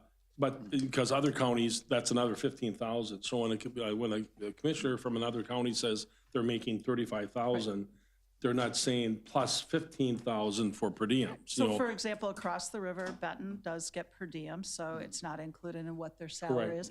And when you have some people who are doing a lot more than others, then that's one of the ways to compensate. We have another nearby county for whom's going to have a new person who's saying they're not going to serve on committees. I don't even know how they do that since that's part of our job, but I think they may be looking at adding per diem in because others are having to carry the load. And when you're having to carry the load, you have to figure out ways to do that. We wouldn't be equally classified, let's put it that way. But we all get it, we all understand it. That I think I've also said this before, there's a reason why there was a constitutional amendment to change the way legislator salaries are, because ironically, it's one of the few times that you have a conflict of interest against, what needs to be done. All right, so we're gonna move on. Thank you, members. We might even be able to make it to part of the weather safety event. Our last item here is approving the 2025 board and committee appointments. We know that there are some that will be coming back in January because they're not filled yet. But Ms. Surmeyer, walk us through what we need to do now. Sure. Oh, and for the public, we did have a work session about this as well. Thank you, Madam Chair, board members. So there's a series of motions for this particular item. So I'll lay them out and then we can take them one by one. So there'll be a motion to approve appointments for you all, for the committees that you serve on, and your boards. There's going to be a second motion to approve committee member appointments. Within that, there is one item that you wanted to discuss further. And so for right now, we'll discuss it. And if there wants to be a motion to be made, that can happen. There's a note that there are a number of committees that need to be filled still. So we'll just note that we're seeking. The goal would be to bring those back by January. Yep. And then the final item will be a motion to approve the per diem rates for the community participants within the various committees. So the first item we can start off with is a motion to approve the board members' committee and board assignments. Okay. I believe that this reflects what we talked about. There were a couple of questions Commissioner Notch is going to be able to remain as the alternate on CAMHI. And as regard to an alternate for the Railroad Authority has to do something first, and so that will probably come back at a later date, adding an alternate. But I don't think there was anything else. So looking for a motion to approve item 1, which is the list of the commissioner appointments. Madam Chair, there was one additional edit or change that wanted to be made, and that was the Career Solutions Joint That's Powers right. Board. Thank you. Thank you. Right. Appreciate that. And Madam Chair, I'm the delegate to that, and Lee is. And in Lee's absence, Joe's been filling in. There isn't an alternate per se availability on that board for whatever reason. So Joe's been coming Acting to those as a- meetings, and he would have to be designated as a delegate. Right, so we're going to do that, and should there be a change in the future, we will come back and deal with it at that time. So thank you for pointing that one out. And then the other one that we have not addressed that Jill found out is the MCIT. The last time that was talked about evidently was 2018, the MCIT delegate, which is Commissioner Persky. Oh, and actually, it's supposed to be whoever's chair. I don't know what happened, but it didn't change again after Commissioner Persky. It's supposed, we had every year rotated. It's like you would be the next one. Yeah.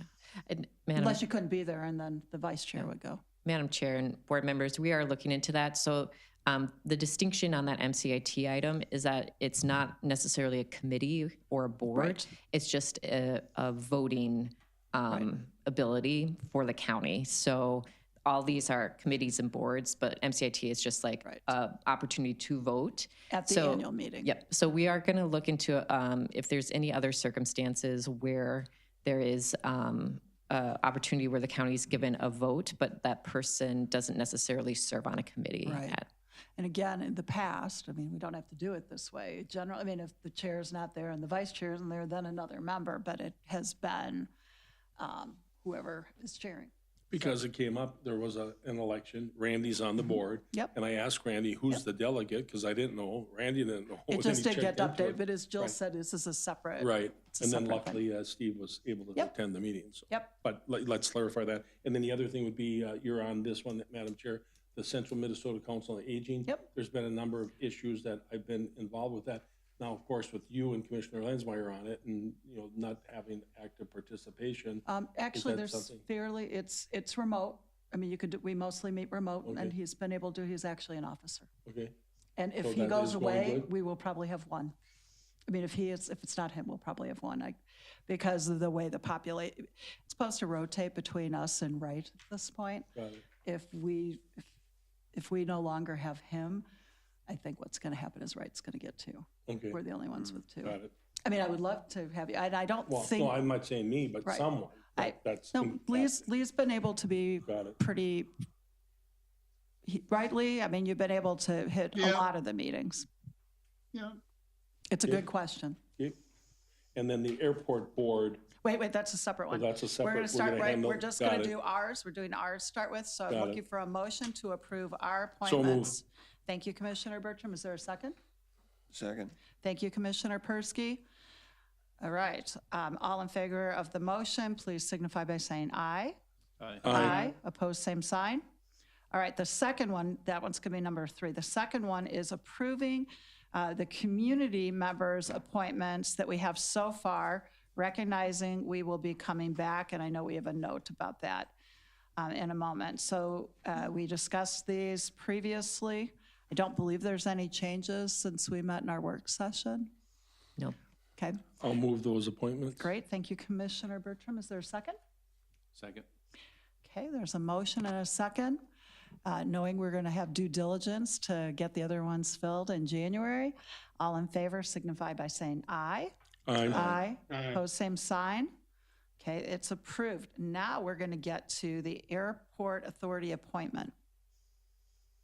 Yes, thank you, Madam Chair. So this was an item that you wanted to pull from our work session December 3rd to have further discussion on before the appointment is made. So we left it off the approval list so that you could have that discussion. I'm not sure, Madam Chair, when the notice was out to the public to apply for that. Is that over with, or is that still ongoing? When we announced all the open appointments. Are they generally open until we fill them, aren't they? Madam Chair, board members, I believe that's correct. Okay. The complication is, Madam Chair, believe it or not, 2 weeks ago, Allison and Mike asked Bill from the airport to release the minutes and just some general committee appointment requirements, because there's several people that are interested in applying but want to know a little bit more about it. I haven't heard nothing. So again, adding to the list of non-responsiveness and doing things that are concerning to me, and I think to others, that's another one. But can you please help get, I mean, that's a simple 5-minute deal. And again, I'm asking for it because a couple of residents said, well, what is involved? And I said, well, the best way to do it, probably get the minutes, and then you can kind of get a feel for what is involved. So generally, they just contact either one of us or they contact Mike in this case, because it's not really them in looking at the minutes. I mean, I don't disagree with what you said, but generally for any of the citizen ones, they just come and ask county staff or ask one of us. Yeah, they did ask me. No, I know, but. Which I relayed. But then they would, I mean, then they might want to ask Mike. I mean, that's kind of what. I do know that, Madam on Chair their and board website? members, that an individual who had spoken with you, I believe, Commissioner, about applying, did contact Allison requesting information. She just sent that individual some information via email, so we can ensure that that individual received the information for application. And I actually just thought the reason why we were holding up on this is because we want the airport, we want like Bill and them to come and talk to us about what's going on. I do have concern otherwise about holding up. I'm personally fine with waiting until January, but I thought that's the reason why we were waiting, is we wanted to basically use this as a way to say what's going on and what's happening with the votes. Can you share that with me, Jill, what was sent? I'd like to see it too. Sure. And then secondary, the fact, well, we can talk about more about that in January, I guess. Well, and again, members might want to just reappoint him too. I mean, usually, unless we have a good reason, we reappoint people. And then if we don't, I mean, if right now, if we keep it open, we take in more, then we may decide we want to have a subcommittee interview people, which is what we did the first time we did this. But we're not there yet. And it's fine if we want to have more. Commissioner Persky. Yeah, Madam Chair, I thought we were where you were saying is that I thought we were going to have a presentation, or we were going to hear from the board. And then also I remember we had quite a lengthy list of people that were interested. Yes.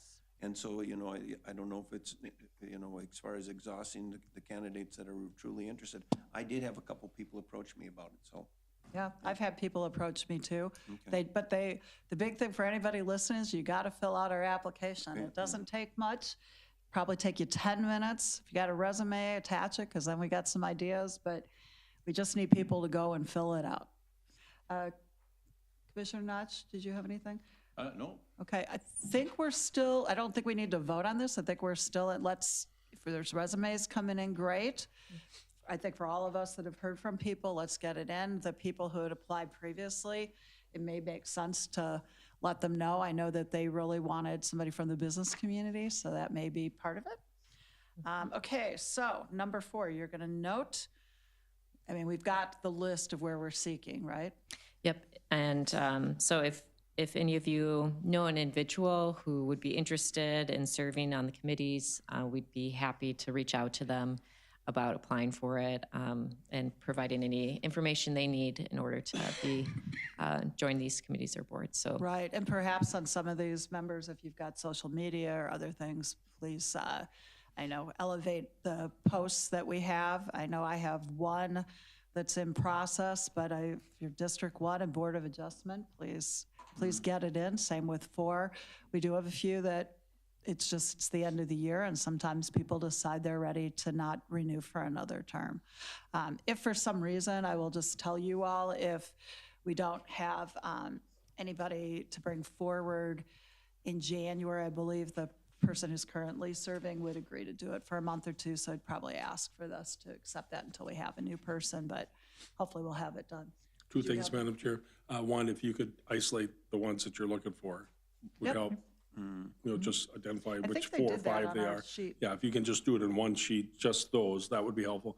And then 2, I do believe, Randy and I have talked about this, about the dairy Advisory Committee, we really should have a conversation on that with that many openings. Should we change it to include other egg? You know, Yeah, that was we one are. option, whatever. Right, But we are that's a, doing no, that? no, that's a vote in Dairy February. Advisory is doing that. The Dairy Advisory is doing that. That's, do you want to, go ahead. Yeah, so We've at talked the about this a February couple Dairy times. Advisory Committee meeting, so at the last meeting, this was brought up because this started last spring, if they wanted to change it to like the Livestock Advisory Committee. So as of right now, the membership on that committee, when it comes back in February, is gonna basically have the conversation. If they want to change it, then, you know, the bylaws and all this would have to change, and I'm assuming then it would come back, because extension runs it now, so it would have to come back to us, I believe, for. Right, it Those probably should go changes. to Extension Committee after that, right? Right. Yeah. Steve, Yep. I think. Yep. Yeah. And the big thing is producers. We have a lot fewer producers. We've got a lot of people who have put in a lot of years and they're ready to do something else. There's been some attempts to twist arms about additional family members or something like that, but we just need different ones. So it's an active conversation, and I'm guessing you'll see it back at Extension. Are we, Madam Chair, are we looking, instead of just livestock, Steve, should we do like, what about the commodity groups? I mean, should it be like an ag advice to include corn, you know, the commodity groups with the livestock? That's like probably a stretch agriculture for in them. general? I don't know. No, they really wanted It was it to already be, just going to the livestock. you is a know, big deal. for Because them. now where does that go? Is that just beef producers? Is that goats, sheep, Sheep, poultry? yaks. So Goats that's came been up. conversations at the last few meetings as well, if we expand it. I mean, we had 2 new members at the last meeting. Which is good. Lisa Reed. Mr. Treufels. Madam Chair, just remember, Extension Committee is supposed to do all that stuff too, right? Yeah. So I think they did dairy advisory because Stearns County was. Is dairy. And still is a very big dairy county. And the So- livestock, obviously, it would be okay because it still fits within that because of the things they shared. If we went any broader, then it would be like, what's the, Right. although I will say we have at least one member on our extension committee that is a master gardener and keeps hoping that some of the broader extension items will get brought up there, not just agriculture, just saying. Okay, so we'll get, I know we have the list. If you want it further isolated, it's pretty easy to see in what they sent us, but they are willing to do that. And then we need to approve the per diem rates for community members on our various committees. Ms. Surmeyer, you want to say anything additionally about that? Madam Chair, board members, the chart is at the end of your packet with the per diem amounts and very the number of last times they page, I meet. think. And Yeah. I don't have anything else to add beyond that. Madam Chair, I'll move that per diem. Thank Well- you. Is there a second? Madam Chair, I'll second with discussion. Okay, there's been a motion and a second discussion. Commissioner Persky. I have been approached by just a couple of people that do have appointments about the per diem, the compensation. And I think they had approached me last year and we were going to discuss it. I'm just wondering if there's any need for a change. You see us having a need for a change? Well, a couple of them get $100 a meeting, the rest of them are 50. Good, Madam Chair, and I will respond to that because just knowing the Board of Adjustment and the Planning Commission, if you've sat in on those meetings and also have the site visits, what those require, they can be very long and And they don't get per diems for those. correct. They don't get per diems that's for part. for the site visits. Yeah. Commissioner Nod? Madam Chair, Randy, do you know when the last time That's these what I was fees were wondering. changed? Well, we tweak them here and there. I think last year there was a couple tweaks, but I would recommend that probably go through the department first. and then Okay, come to you guys. because that's what I'm thinking, Yeah. is, you know, it's been $50 for quite a while. and- Right, I was thinking on the $50, and some meet more often than others. Some meet monthly, some don't. As you said, some are long. I'm also wondering, when it comes to the Board of Adjustment, Planning Commission, and Board of Equalization, are we in a similar place to counties our size, or how far off? And then I, too, was thinking the $50 has been that way for a very long time. Sounds like a good thing for admin to look into. So it would seem like we should approve this for right now, and then you could bring it back to us. Would that be okay for a change? Because otherwise, I mean, we need to approve it. Yeah, Madam Chair, would it hurt to move it to $60 and 120? And I think we should have somebody I look think at you it. gotta have a process. You can't start picking off committees here, so. okay. And I agree. I think there should be some thought to it. But again, let's have that conversation prior to just this happening. I mean, Right. that would be helpful. And planning, back in the day, we had 26, 27 items on the agenda, and it was $50. And I think that was raised 10 years ago to 100. So yes, I would agree the Board of Adjustment planning, especially because of site visits, there's no per diem. So the per diem then for the meeting would increase to cover that. So that part I would agree Right. with, but we'll need to have a deeper. Yeah, I think a conversation. process, and with that too, some of these meet for an hour, again, some meet quarterly, some meet less than that, so, and I personally don't think that 60 would be off, I just think a process is really important. So if members for today, if we can do this, and then perhaps administration could come back to us, we shouldn't have to wait a whole year on that one, perhaps. And so, Madam Chair, where would we be looking to make that change timeline-wise? They didn't know we were gonna ask for this? Yeah. Is within the next couple of months possible? Madam Chair, board members, I believe that it's entirely possible. Okay. All right. Thank you. You know, something you're all dancing around, whether you know it or not, is what is our expectation of the functions of those various committees. Now, some are really straightforward, but like, it's great we have this airport group. Well, what do we want them to do? What should they be doing? And I'm listening to the discussion of all of these groups, and I think in some ways we or they have lost their way. What do we want from them? We got citizens that are willing to participate. Okay, so what should they be doing? Well, we do have bylaws or state requirements for many of them. So, and I think staff's been really good about helping the different ones review what they're supposed to be doing. But certainly point well taken. There's a motion and a second to adopt these with admin coming back to us within the next couple of months about a recommendation about any changes or helping us with changes. All in favor signify by saying aye. Aye. Aye. Opposed, same sign. All right, that's adopted. We are on to issues by commissioner. Commissioner Lensmeyer. I have nothing. It's been a hell of a year in a variety of ways, but we're still standing. So it's been you guys are okay. Put it this way: I've served with 14 different commissioners, and it's the most productive group. Well, thank you, and a Merry Christmas and Happy New Year to you. Commissioner Notch. I really don't have anything either, Madam Chair, except to wish everybody Merry Christmas, Happy New Year, safe travels. I'm sure there'll be a lot of people traveling. Yeah. Excellent. Yeah. Commissioner Persky. Just real quickly, you and I were out at the symposium in Sonoma County in California.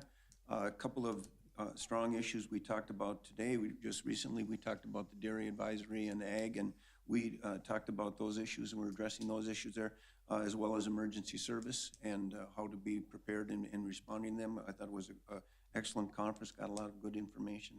That was good. I do have just a little bit concerned as regard to the Justice Center. We were going to have discussion and talk about the Justice Center.